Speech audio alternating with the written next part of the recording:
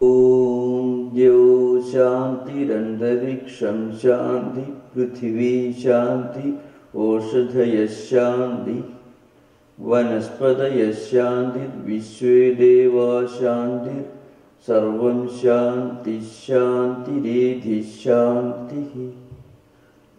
Om Peace, Peace, Peace. So we are celebrating the International Day of Peace. When you talk about peace,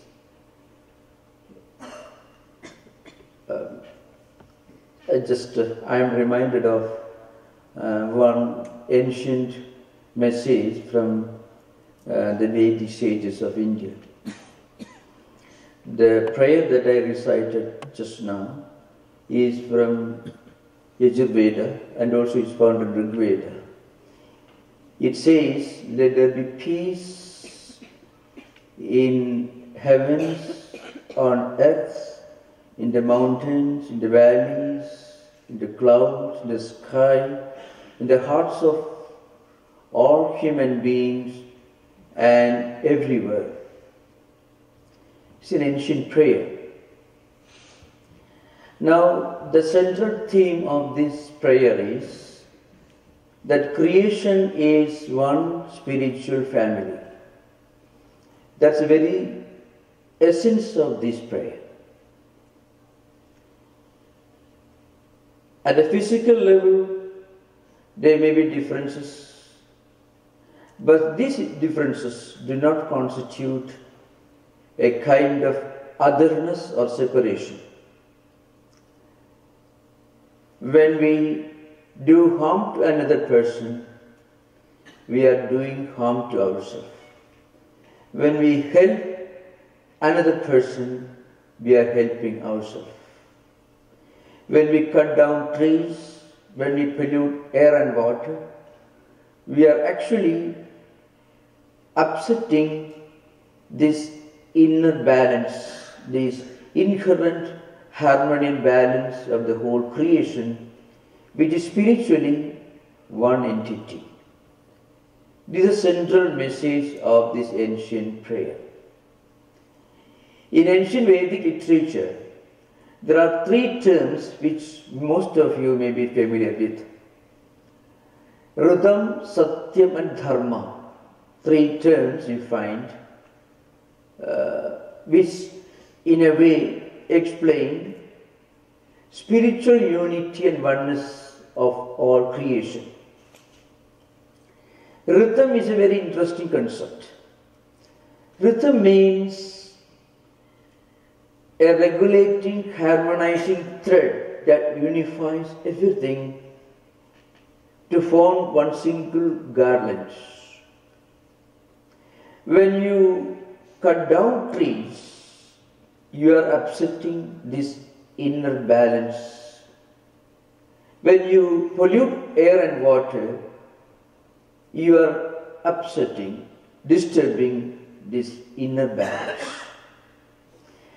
It is an act of adharma, so it's against dharma. And also, it is an act of asatya. So, the three important themes that constitute this prayer, which tells us that creation is one, separation is only in our minds, differences do not constitute separation. Now, when you talk about peace and harmony, we should remember peace is our natural, inherent nature. Peace is something that we do not create or manufacture, or write about, or talk about. It is something that we experience. But if you look at the history of human civilizations, the history of human civilizations is a history of conflicts. From one perspective, there have been wars, bloodsheds and conflicts in the name of religion, in the name of wealth, for greed, and also for power and domination. This is what we find in history. So you can see a kind of contradiction. I said that peace is the natural state of human mind. But if you look at the history of human civilization, we read and hear a lot about not peace, but about conflicts. So why this contradiction? That's because the human greed, the insatiable thirst for power and wealth, create conflicts in our mind, create conflicts between nations and nations, between cultures and races. As a result, very often people feel conflict within, and these conflicts reflect or they become conflicts on a larger scale. So what happens is, we become conditioned by what we need at a purely material level. The human greed for more wealth, more power, more prosperity, and more success create conflicts in our mind. Success is not always success unless success creates peace and contentment and lasting satisfaction in our hearts. We frequently talk about scientific and technological developments. The human genius, the human intelligence has created these marvels of scientific technological discoveries. More comforts, more enjoyment, more pleasure, and more greed, and greater domination and exploitation of nature. So we frequently forget this togetherness, this spiritual unity and oneness of creation.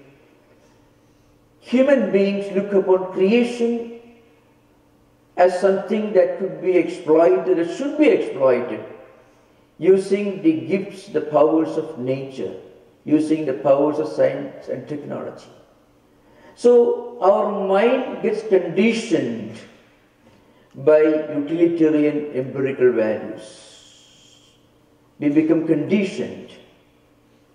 I think the greatest threat in modern times is the tyranny of utilitarian values. We want to judge everything by the yardstick of the amount of success, the amount of material comforts that they provide. Is a kind of utilitarianism, a kind of ultra-pragmatism. That's the curse of this 21st century. We judge everything by the yardstick of pragmatism, a kind of cutthroat utilitarianism or utilitarian values. Everything is judged in terms of so much of money, so much of comforts, so much of domination, so much of power that it gives us to exploit and to make use of this nature, the earth and water and air and sky, everything for increasing human comforts. And that produces not peace but conflicts within our mind. So the first remedy, in my opinion, for this problem is to get out of this tyranny, this dictatorship of utilitarian values and the state of mind being conditioned by utilitarian values. You know, mind can be our friend. Mind can be our best guide, teacher, friend. Mind can be a source of inspiration for all of us. Mind also can be our worst enemy.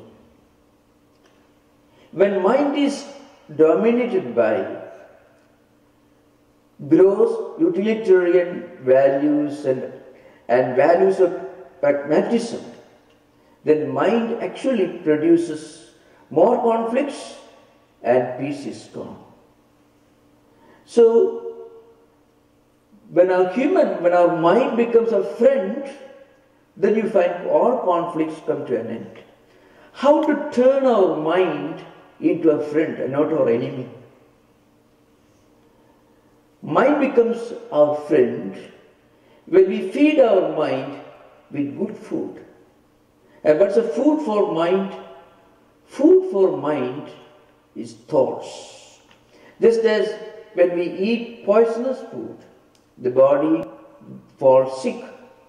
So also when we feed our mind with poisonous thoughts and ideas, especially ideas dominated by pragmatism and utilitarian values, then mind becomes our worst enemy. There will be no peace in human mind, more and more conflicts.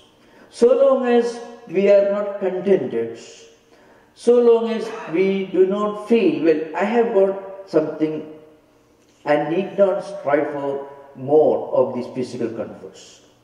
So long as we are not fully experiencing a kind of inner contentment, mind is always a big problem. Mind becomes a tormentor. So the one single remedy for conflicts is freedom from greed, and freedom from greed comes only when we become contented. So I think that's the first step. Contentment. A man or a woman who is a millionaire wants to become a billionaire. A billionaire wants to become a trillionaire. It goes on like that. Religions sometimes make us more greedy. Religions not always help us to attain this inner contentment. Spirituality alone can give us contentment.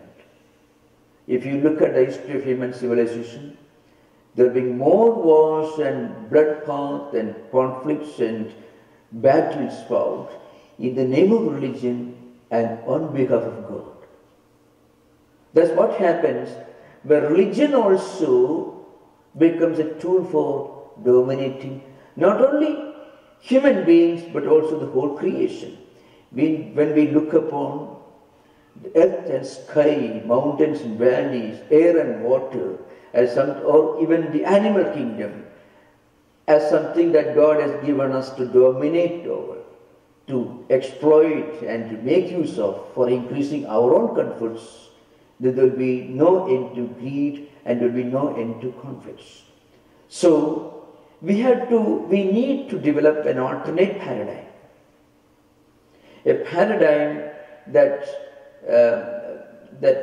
is an idealist, that is a kind of combination, a blending, a harmonious blending of the best of the modern science and technology and the best of the traditional spiritual values.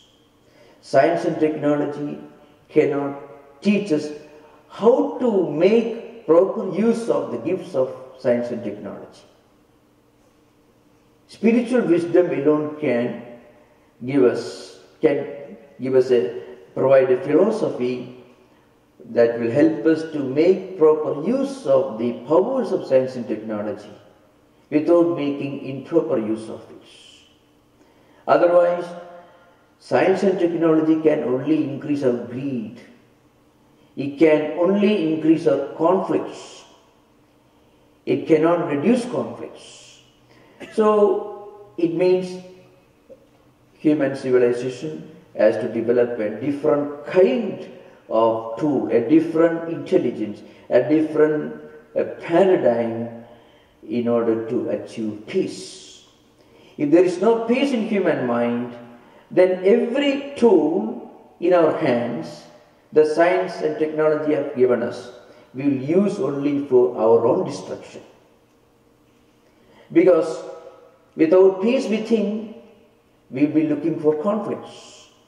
Today, the human genius the gifts of science and technology have given us the power to destroy this world many times. Thousands of nuclear warheads. When Soviet Union collapsed, they had more than 40,000 nuclear warheads. Now much less, around 8,000. America has also got more than 6,000.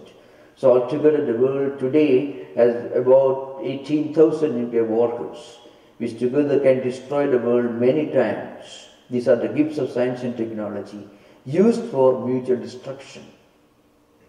So we need an alternate source of wisdom, an alternate paradigm that will help us, that will train the human mind to make proper use of the tools of science and technology. For that, spiritual values alone can give us. There is a great verse in the Bhagavad Gita which tells you, it says, Sukham atyantikam yatad buddhigrahim atindriyam. Lord Krishna tells Arjuna, there is an atyantikam sukham. Atyantikam sukham means ultimate enjoyment. Sukham here doesn't mean enjoyment, really speaking. It means a kind of blissfulness. It is not enjoyment. Because enjoyment, as we understand at empirical level, is only a temporary absence of unhappiness. Happiness at empirical level is not real happiness. It is only a temporary, momentary absence of unhappiness. So real happiness transcends both empirical, worldly happiness and worldly unhappiness. So that's called Atyantikam Sukham, a kind of transcendental sense of contentment. That transcendental contentment alone can really give us peace, lasting peace. So peace cannot come out of satisfaction at the empirical level. Impossible. So peace can come only when we go beyond desires. When we stop looking for empirical happiness, worldly happiness, when we stop searching or striving for happiness, then only we will get happiness. That's a real happiness which goes beyond happiness and unhappiness. So that's why Lord Krishna says, Sukham atyantikam yattat buddhigrahim atindriyam. So when we reach this kind of contentment, what really happens? Then we will feel love and compassion, a spiritual fraternity with the whole creation. When we have peace in our mind, when we realize that there is something in all of us, the divine reality, which is inherent, immanent in every being, and which is also omnipresent everywhere, then we cannot fight with anyone. We cannot have any kind of conflict with anyone. We cannot hate anyone, because by hating others, we will be doing harm to ourselves. By hating another person, we will be hurting ourselves. So this is the great message that comes from our Vedic Vedantic literature. This idea of the fundamental spiritual unity and oneness of creation. When we feel this, we feel natural joy and sense of fraternity and brotherhood and love and compassion and broad-mindedness with the whole creation. That's the only path for lasting peace in our life. When this peace really becomes a reality, when we experience this, then there will be an end to all conflicts. Otherwise, conflicts can never come to an end. See, peace cannot be created by institutions or organizations, philosophizations or lectures. Of course, these programs are great help. They are very important because they remind us of the limitations of the tools we are using right now. And they remind us of the need for working for a higher spiritual paradigm. Not religious paradigm, but a spiritual paradigm. Because spirituality is built upon the foundation of universal humanism. when we experience the presence and the reality of one divine spark present in all of us. And when we feel that the same God, we may call him God, we may call him Buddha, we may call anything you want, you call it Brahman or Atman, whatever we call. When we find that reality is present in us, and when we feel that reality is present everywhere, then we feel a peace because we don't feel there is anybody other than ourselves. Spiritually, creation, humanity, existence is one. I'm not going to quote a Vedantic message from Upanishads, but I can quote a verse from a devotional classic. It's called Bhagavata Purana. There is a dialogue between 9 sages and a philosopher king, Nimi Navayogi Sambhadaka Magistrate. The king puts 9 questions, each question to each of the 9 sages. One important question that is put to them is this: who is the real devotee of God? The answer is not one who goes to a temple or a church or a synagogue every day on special days, one who worships God. That's not the answer given. You can find the highest philosophy of spirituality here, spiritual oneness, which is the only way to experience peace, lasting peace within. So the answer is given: Sarva Bhuteshu Yapashyet Bhagavad Bhavam Atmanaha Bhutani Bhagavadi Atmani Esha Bhagavadottamaha. Something very interesting. The Antariksha is the sage who gives the answer to the philosopher king. When you feel the presence of the divine, whom you are seeking in a temple or any place of worship or a church, wherever it is, when you feel the presence of that God, call him whatever you want, the transcendental spiritual truth, when you find that reality present in everyone, and when you find the presence, the existence of the whole creation in God, seeing God in everyone and seeing everything in God, a kind of spiritual oneness and unity. That's the only time when you can claim to be a true devotee. Esha Bhagavadottamaha means Bhagavatana Uttamaha. He is the highest devotee of God. You can see the dynamic, the universal spiritual ideal behind. When you feel a kind of spiritual oneness and unity, when you look upon the whole humanity, the whole creation, not only human beings, whole creation, as one spiritual fraternity, that's a time when you deserve to be called a devotee of God. So, what it means is, when this happens, then we can't feel any kind of separation. So, your path may be different from my path. It doesn't mean that you are wrong, that I am right. It means you approach the same goal from a different perspective. Your approach may be different, but your destination is the same. So, this ideal of spiritual oneness and oneness of existence, when this happens, there will be peace within our hearts. When this happens, we cannot really have any kind of conflict with anyone. So this spiritual revolution has to start from within ourselves. This is a great message that comes from our ancient Hindu Vedantic tradition. Kind of universal spiritual message, that's what we get here. Now the question arises, is it possible in our times? As I mentioned earlier, when you look upon creation, I'm talking about the phenomenal world, the universe, constituting the earth and mountains and valleys and rivers and air and water, all this, as something that God has given us to exploit. If you look upon the whole animal kingdom as a gift from God, so you can kill and eat and enjoy, then there cannot be peace within us.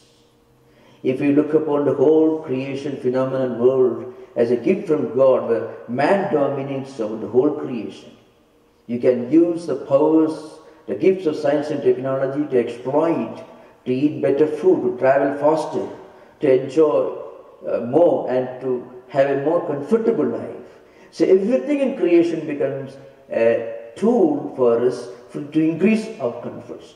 If that perspective continues, there cannot be an end. There cannot be an end to greed, human greed, and so long as there is greed, there cannot be peace within, and if there is no peace within, there cannot be peace without. So when this happens, as I mentioned, then mind becomes our friend. When all differentiation disappears, when we look upon the whole creation as one spiritual family, then our own mind becomes our best friend. It's not that we should not strive for material comforts. True, we have to work hard for material comforts. You have to make use of science and technology. But when we use the powers of science and technology, we must be able to use them from a higher perspective, from a spiritual perspective, beyond success, beyond utilitarian values, beyond material comforts. There is something higher that will enable us to remain psychologically healthy enough to enjoy the comforts of our own efforts. If a person becomes successful, if he becomes rich, and it becomes a psychological wreck, he won't be able to enjoy the fruits of his own success. An unhealthy mind, for example, an unhealthy mind cannot enjoy the fruits of its own effort, its own achievements. So how to remain psychologically healthy? Not only physically, for physical health also depends upon psychological health. There's an ancient verse in Susruta Sutra, one of the ancient Indian medical texts, Susruta Sutras, says samadosha samaknischa samadhatu malakriyaha prasannatmendriya manaha susthaga itya vidiyade. The state of lasting universal peace is called swasthyam in the Ayurvedic tradition. Means a kind of universal, harmonious, healthy mindedness, which also involves healthy body, healthy mind, and healthy soul. That's the word says. Prasannatmendriya manaha. So that state is called prasada prasannata, where our body doesn't remind us of its existence. When we are perfectly healthy, body doesn't remind you of its existence. We are perfectly healthy mentally, then there will be no conflict within. So when the body reminds you, when you have a stomach pain or a headache, bodies remind you, I am here. When you have an anxiety or any kind of tension or stress, mind is reminding you, I am here. Is not in good shape. So when do we become perfectly healthy? The ancient medical scientist tells you that when you have this chitta prasada prasannata, when body, mind and soul are in perfect harmony, in perfect peace, perfect order, then only we will have perfect health, psychological, physical health. That state is called in Yoga Vedanta tradition prasada or chitta prasada. When that happens, you understand peace is our true nature. Conflict is alien to us. Because this is a natural state of human mind and body and soul. That means peace and contentment are natural states. Conflicts are the results of being conditioned by utilitarian values, pragmatic values. Pragmatism has its own importance and relevance, no doubt. But pragmatism can be a tormentor. It can be the death knell. It can lead to destruction of humanity. when you judge everything on the basis of empirical, pragmatic, utilitarian values, you don't care for anything unless it provides you some additional comfort in the form of more money, more wealth, more comforts, then there can be no peace. Because no human being can ever reach a termination in his journey for physical comforts. The more you get, the more you want. So greed drags you further and further.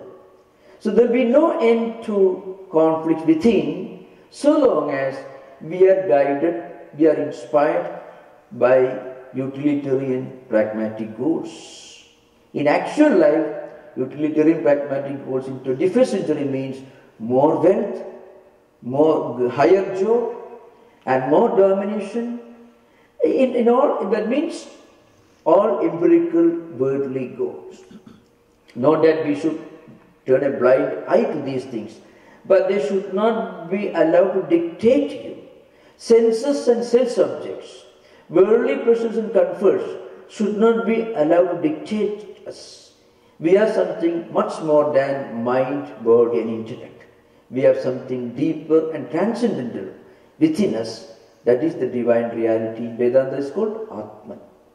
When we realize this, then it's very difficult not to feel peace within. Conflicts become difficult to feel because those who have reached the highest levels of spiritual progress and illumination feel a natural affinity, unity and oneness, and a kind of compassion and toleration towards not only human beings but as the whole creation. So this feeling of spiritual unity and oneness with the whole creation is the only way to feel lasting peace within. When this happens, there will be peace everywhere. Even if we cannot immediately achieve this, even if we can discuss these ideas, spread these ideas, have sessions and lecture programs focusing on these ideas, they will help to remind us of these higher values in life. So I am concluding my talk right now. I am supposed to speak for 45 minutes, but perhaps I think we will have maybe 20 minutes of interaction. I think that will be a much more useful way of discussing this idea. Thank you.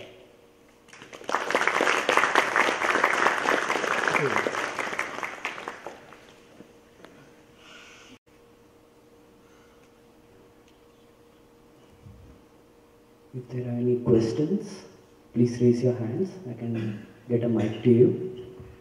Yeah. Swamiji, you mentioned one shloka from Vedanta. Yeah. And I think the same shloka Lord Krishna also said. Yeah. Yo mam pashyati sarvat sarvam chami pashyati. Yeah. Tasya aham na pranchami sacham na pranchati. Yeah. Yeah. So would you like to elaborate that also? It means the same thing. Yeah. Namam pasyati sarvatra. Okay, now, if a person can see God everywhere and in everything, that person will never perish. But those who see differences will perish. So, seeing difference, seeing somebody other than you, what is called Bheda Drishti, is always actually a cause of inner conflict. We feel aversion, hatred, jealousy, negativity when we see another person as different from ourselves. Physically there are differences, no doubt. Even physically, beyond the superficial perspective, all human bodies are made of cells in a more identical way. Mind, intellect, there are many common factors. But still, at a physical, mental, intellectual level, there could be differences. But when we look beyond that, then you won't see any differences. So a person, a person who doesn't see God everywhere and who sees God only in a limited place, that person is not an ideal devotee. But in the Bhagavad Purana it says, Archayameva haraye pujam cha saddhaye kade nachatad bhakteshu sanyeshu yakarodi saprakritaka. So prakruta bhakta means prakrutehe prathama bhava, means the primitive, the first stage of spiritual life. He may worship God in a temple, but outside the temple he can't see the presence of God. So that is it's like kindergarten in spiritual life. So as you evolve in spiritual life, even as you evolve in culture, in cultural refinement, there is a gradual evolution from many to one, from gross to subtle, and from without within. So, aham sarveshu bhuteshu bhutatmanam kritalaya. Bhagavad Purana again says, God has created a temple, kritalaya, where sarveshu bhuteshu. God has created His temple in human hearts, not with concrete and mortar, but with devotion, mental purity, devotion, noble life, unselfishness. These are the raw materials out of which God creates His temple in our hearts. So, the idea that the God whom you are searching is actually residing in your own heart, and every attempt to see God outside is only prelude, is only preparation to eventually seeing the same God within our own heart. We begin by worshipping outside, by when we do our mantras, what we do, we are invoking the universal, omnipresent, all-pervading divine energy to be present on the image or a photo, whatever may be. Eventually, we should be able to manifest the presence of that divine within ourselves. So, journey from without within. All external rituals are necessary, but beyond the rituals, beyond external practices, beyond mythologies and philosophical discussions, when we reach the experience level, then we are not in conflict with the rituals, we transcend rituals. So when you reach the university, you are not in conflict with what you study in the primary school, you go beyond that. That's all. So essentially, it leads to the idea that creation, existence is essentially one. That should become the guiding motto for any kind of international organizations. Because otherwise, so long as we look upon creation, we look upon nature and water and trees and mountains and animal kingdom as God's gifts given to us to kill and exploit for our own comforts, there cannot be peace actually, because that will always keep the fire of greed burning in our hearts. Greed comes to an end only when we look upon the whole creation as one. And so long as there is greed in human hearts, there cannot be peace. See, Dev Shanti, Antariksham Shanti, Prithvi Shanti, Roshadaya Shanti, Vanaspadaya Shanti, you find everywhere there should be Shanti. But when do we experience Shanti or peace? When we stop seeing difference. This I get.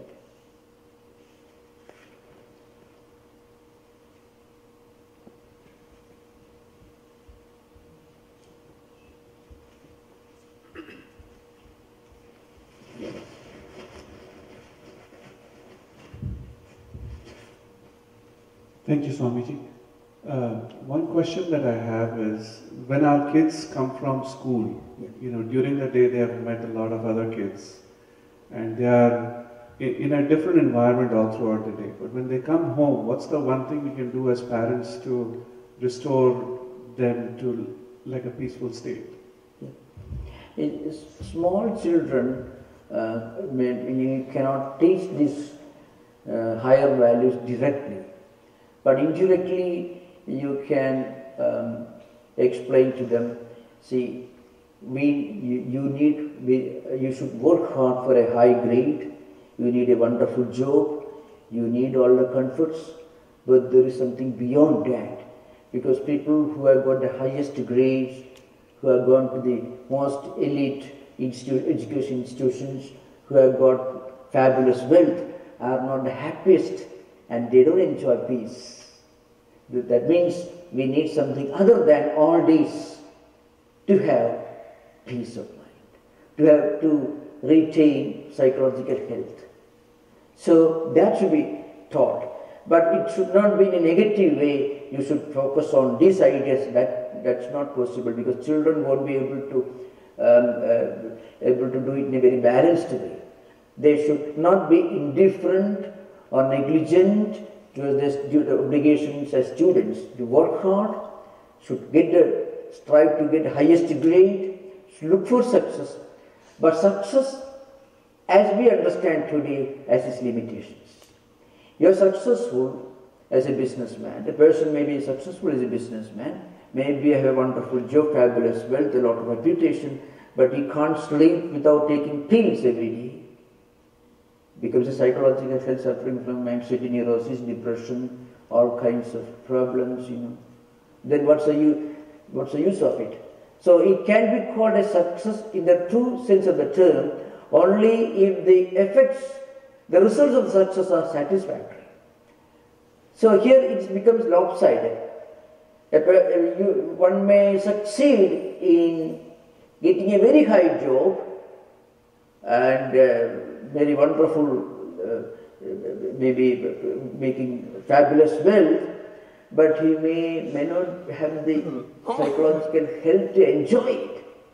So, at very pragmatic point of view, from pragmatism you can take a person to higher spiritual idea.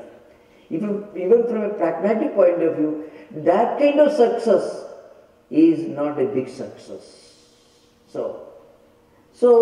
And you can give examples, countries like Japan, Sweden, Holland, they have reached a very high level of universal education, insurance, government is taking care of everything, Medicare, everything. But Japan is perhaps ranked second in the world in the number of percentage of patients suffering from depression.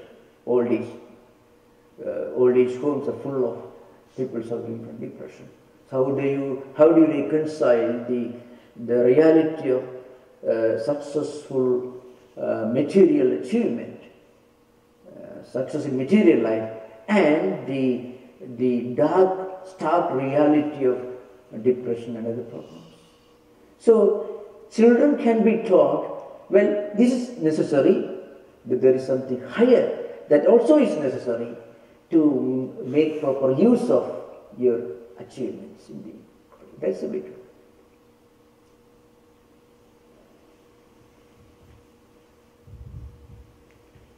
Namaskar, Swamiji. In your speech, you have mentioned to set an idealistic paradigm for the spiritual. Can you give some salient points so that we will follow those?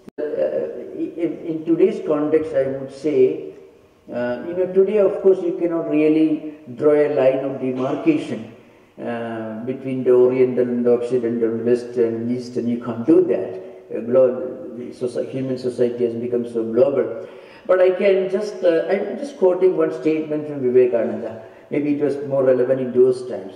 What Vivekananda says, in a different sense, it is more relevant today. What he says, what we need today is a harmonious blending of the best of modern Western civilization, like scientific skill, innovation, science, technology, rational temperament, and so on, and our own values, spiritual values. This is from Vivekananda. In modern context, we can say we cannot really draw a line of demarcation between the Oriental and Occidental. To be very frank, if you go to some Indian cities, it's just like any American city. So you can't see, and if I go to some American cities, people pay a lot of attention to spiritual values, meditation, you find.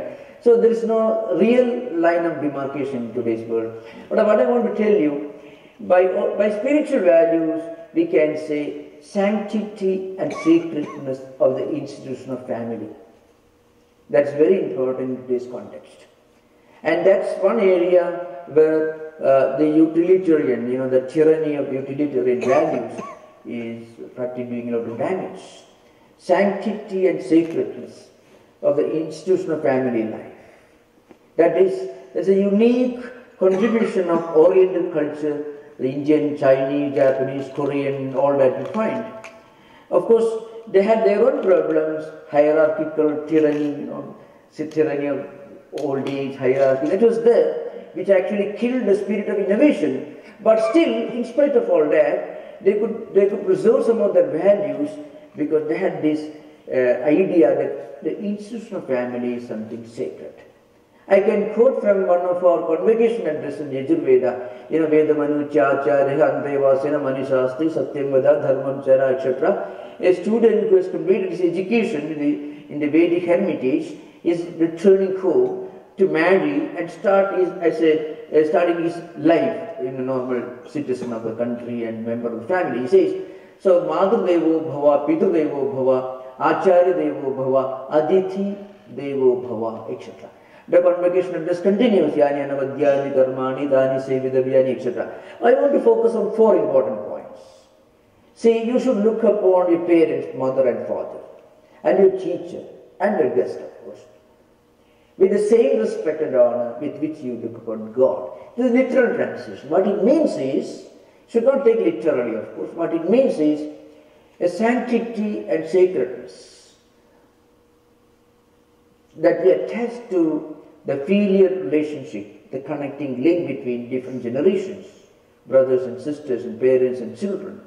That is a bedrock of peace at home, really speaking. Broken families, children coming from broken families, whatever they may do, any number of the sessions like this they may attend, when they return home, the family's life is broken, there cannot be peace at home. There cannot be peace in our heart also. So, from a social perspective, peace starts in our home.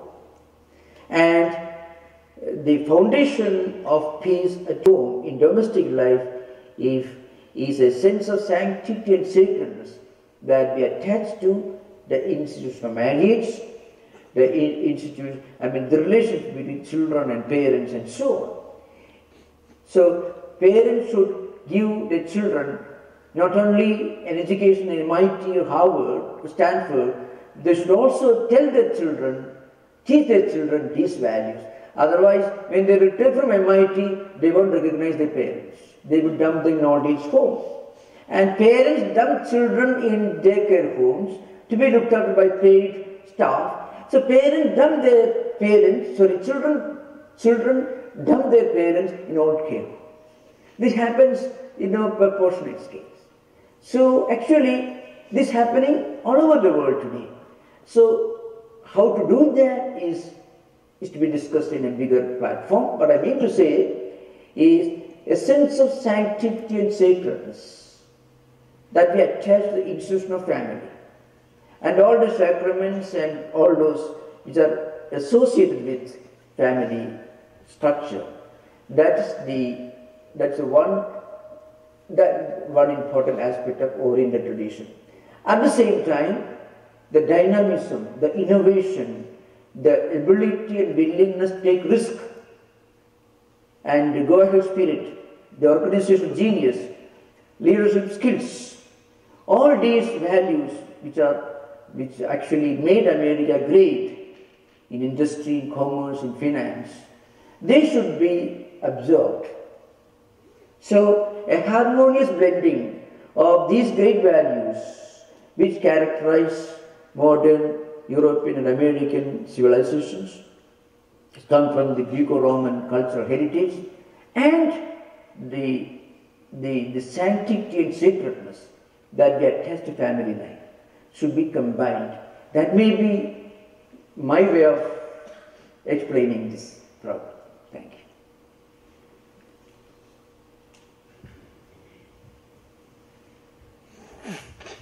Thank you, Swamiji, for the good thought. I wanted to see what your thoughts are, how we feed this mind to get the individual peace in a practical way besides meditation. Yeah. You know, one source of problem in modern times is information technology, because it leads to the fragmentation of information and also fragmentation of human mind, and we lose the skill, a natural skill to contemplate, ponder over higher ideas when we learn everything from a computer screen. So this is a very serious and very direct impact of modern information technology. Fragmentation of thoughts, ideas, and also the mind system.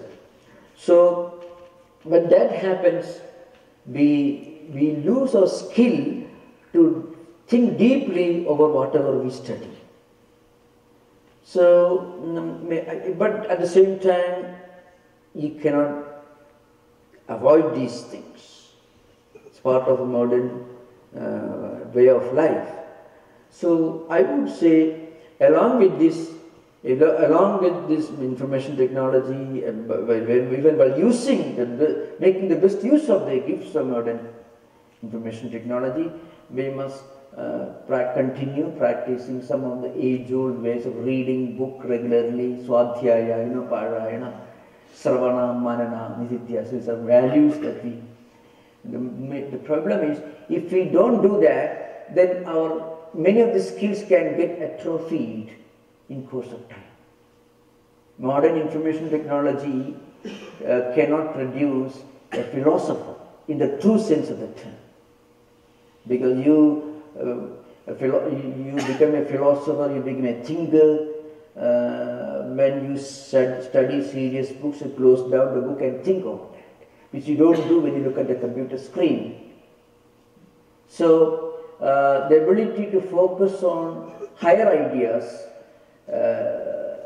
gets atrophied in course of time. This happens only in the area of humanities. I would say philosophy, literature, and all that. So information technology has one problem: it makes you obsessed with these basic tools, which are useful only for increasing our comforts. It doesn't feed your mind with anything. So mind, if you don't feed your mind with the right stuff, the mind will go after something else, and that could be a disaster. Mind cannot keep quiet for a split second. Lord Krishna discovered this 5,000 years back. Karmendriyani samyamya ye aste manasas smaran indriyatha nimudhama mithyacharaha sauchiti. Sri Krishna says, nahi kasikshanam abhidyadu drishtati akarma karma. Karidehi avashak karma sarva pravijayihi gunaihi. You find the Gita in different chapters, you find if a person keeps quiet physically, his mind will be hyperactive. And not only that, he will be totally helpless. What happens, mind will go after something. If you don't give your mind the right kind of food, it will certainly eat poisonous food, because it doesn't remain quiet. Nahika sikshanamavi jadu tishtati akarma karta. You can't keep quiet mentally, what's the implication, even for one split second. So what we must do, we must keep feeding the mind with great ideas, great stories, great great sources. Any source could be. Even the information technology, the gifts of information technology can be put to good use for feeding the mind with good food. There are wonderful things in internet that can be used. But the point, it doesn't stop there. It doesn't stop there, especially for ordinary people. So what I would say, reading scriptures, associating with people from whom you may get these ideas, or discussing these ideas with like-minded people. These are different ways of feeding the mind with good healthy mental food, spiritual food. That's a way to.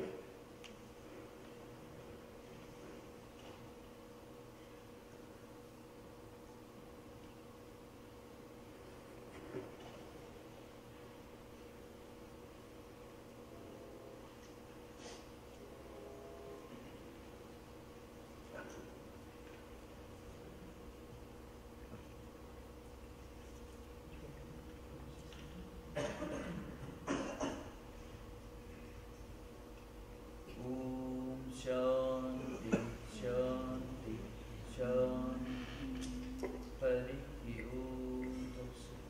Sri Ramakrishna Arpanamastu.